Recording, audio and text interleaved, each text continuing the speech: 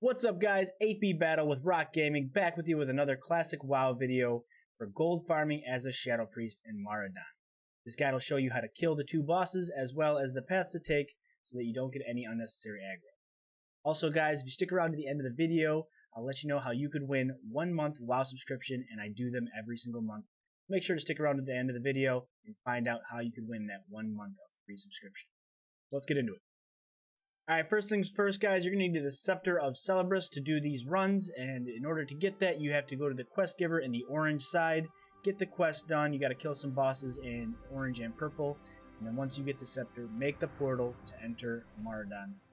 Once we're inside, obviously we got to buff up, and we will go through the pathing. Now, if you know the pathing to get to Tinker, Gizlock, and Princess, you can skip through. There will be timestamps in the description below.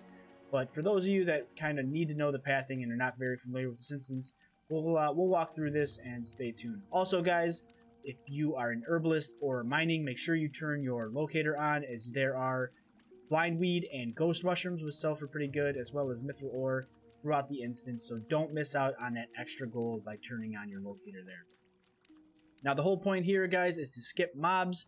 You want to keep your distance from all your mobs. You don't want to pull any mobs. The only things we're going to be killing here are the two bosses, so keep tight to walls. At this part, you want to stick to the left, and then once you hit the rock, go right and go to the right side of the next pack, and then again back to the left.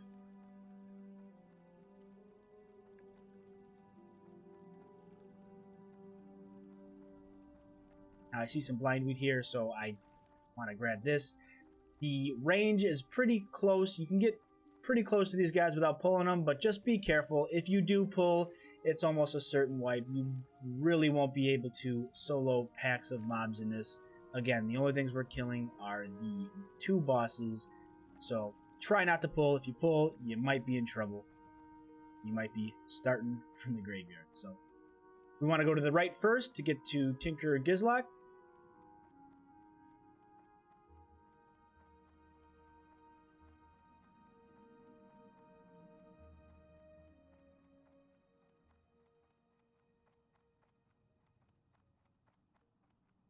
As you see, I see a ghost mushroom here. I'm definitely going to pick that up.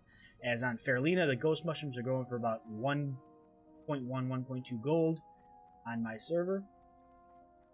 And usually you can get about one a run, if not one every 2 runs or so. So again, I personally prefer herbalism by doing these gold runs, but you can be mining as well, and you will make a good amount of extra gold by having one of those 2 gathering skills.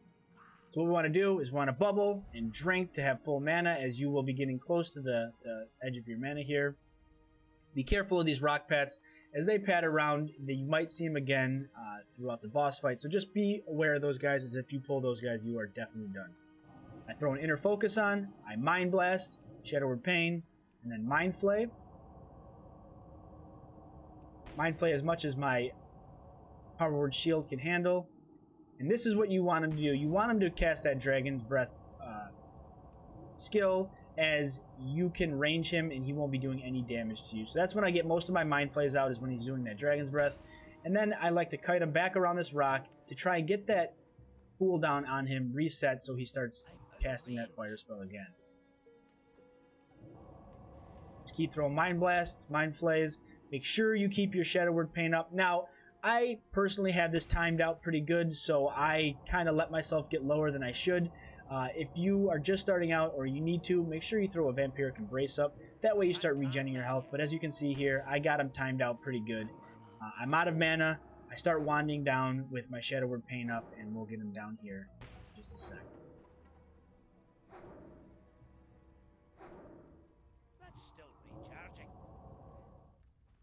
Now, what we're making gold off is the blues, just vendoring them. That sword is what you want to see, as it sells for 3.2 gold. You want that over all the other items. He also drops a gun and a dagger, but the sword is what you want to see the most, as if you get that consistently, you will be making your maximum amount of gold output from him. Once we got him killed, we go back up, back and around, obviously avoiding more mobs. Don't pull. And now we're heading towards Princess.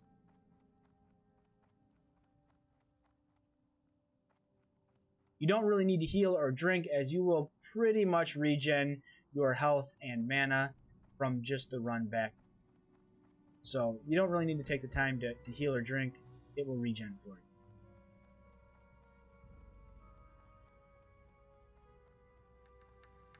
Alright, so that's the ramp we came up there. Instead of going right, we want to go left now, avoiding these rock elementals. Now, sometimes up at the top there, you will see a ghost mushroom spawn up by the rock boss. You can get that. If you see the ghost mushroom, feel free to get up there and get it. You just got to be careful. You obviously don't pull any of the big rock elementals, but you are able to get that ghost mushroom.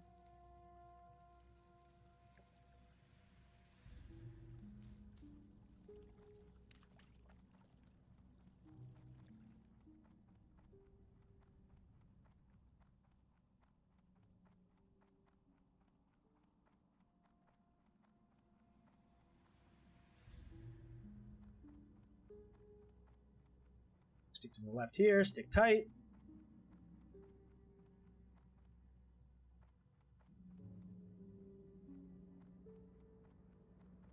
As we get to the bridge coming up to Princess, you want to stick to the right as well.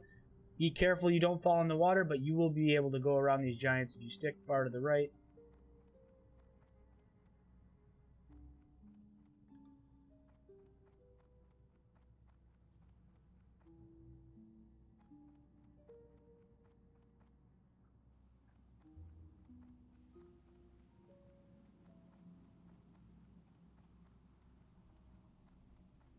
Now, in order to get past these two, you have to jump onto the waterfall to the right. If you wait till you hit this green here and then jump, you should be able to make it without falling down. Sometimes you'll be a little short. You can jump up the waterfall just by pressing the spacebar over and over, and then you can get up that way. But if you wait to jump until you hit that green patch that was on the bridge there, you should be more than okay to make that jump. If you want to heal up, make sure you're full mana. Again, pop Inner Focus, and we're going to Mind Blast Princess with Shadowward Pain to follow, and then Vampiric Embrace. Now this fight is just a big circle of kiting. What you want to do is you want to keep as much distance as possible, as she will do a significant amount of damage if she gets a hold of you. So you want to kind of just pat around this whole island here. She will throw boulders every so often. You can avoid them sometimes by LOSing around this rock or LOSing on the island itself. But just make sure you're keeping Shadowward Pain and Vampiric Embrace up. What you're trying to do is you're trying to keep your distance until her Dust Cloud ability comes off cooldown.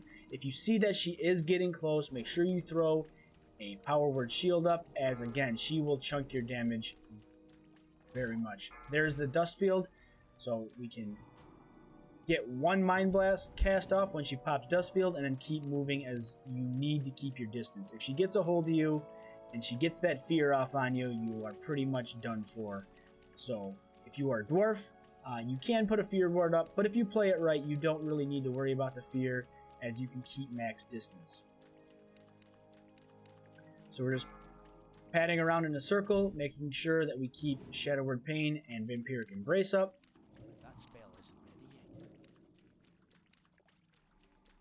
Again, I saw that she got close there, so I put another Power Word Shield up. There's the Dust Field. I can get one Mind Blast cast off and then keep moving. I LOS the boulder here by going around the rock. Mitigate some damage there, and then just keep patting around, guys. You're going to do this until she gets pretty low to where you feel that you can cast a Mind Blast and a Mind Flay out to finish her off. But this is pretty much the whole fight here, by going in circles and just kiting her around as your dot ticks for a good amount of damage. As you can see, I go pretty wide, guys. The more you turn and the harder turns you make, obviously she gains a lot of ground. So you want to kind of make wide turns. Again, I saw she's getting close. I put my Shadowward Shield up. As you see, she hits through the full shield and even does damage. So if she hit me again, I would have been in trouble. Dust Field, I cast my Mind Blast, and then I keep on moving forward, keeping that max range as far as I possibly can get away. Too far away. I'm out of range. I can't cast that yet. Too far away.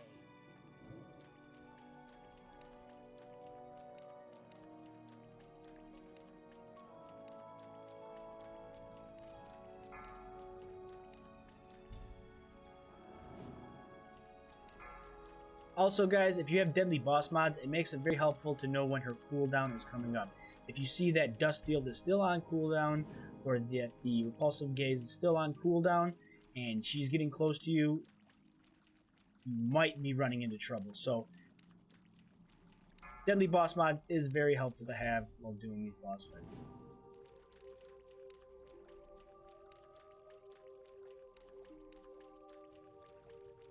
Keeping Shadowward Pain up. And as you can see, I see that she's low. I pop an Inner Focus, throw another Mind Blast on her, keep moving, keeping a little bit of distance. But now that she's getting low, you can kind of start throwing Mind Blasts in. You just don't want to do them early, as if she gets a hold of you again, guys, you're pretty much done for, and the run back isn't worth it. You might as well restart the instance that way. But she went down. She drops a mace that is worth about 4 gold. You definitely want the mace to drop. If it doesn't, that's okay. Also, you saw that the Blackstone ring dropped there. Depending on what server you're on, you can sell runs for that. You can get characters in here, you do the run, and then you master loot the ring to them. The market has kind of died on Faralina, my server, so I don't really do that. But it is an option depending on what server you want. So. And that's pretty much it, guys. That's the gold run that I like to do. You can do Rot Grip if you choose. I personally don't like to do him, as he's just really not worth the time or efficiency. So I personally don't do him, but if you like to do him, that's your choice. If you are interested in winning a 1-month WoW subscription, pop over to my stream at twitch.tv/8bbattle. I do a giveaway every month for 1 month WoW subscription, and I'm live almost every single weeknight of the week. So you can enter anytime that I am live, and I usually announce the drawing, usually around the beginning of the month, so I'll let you know when I'm going to be doing the drawing for that 1 month of free WoW. If you liked the video, guys, please hit that like button or the subscribe button. I do a video almost every other week or so pertaining to WoW Classics, so really appreciate that thumbs up. Hope you guys enjoyed the video. Thank you guys for your time. See you guys out in Azeroth.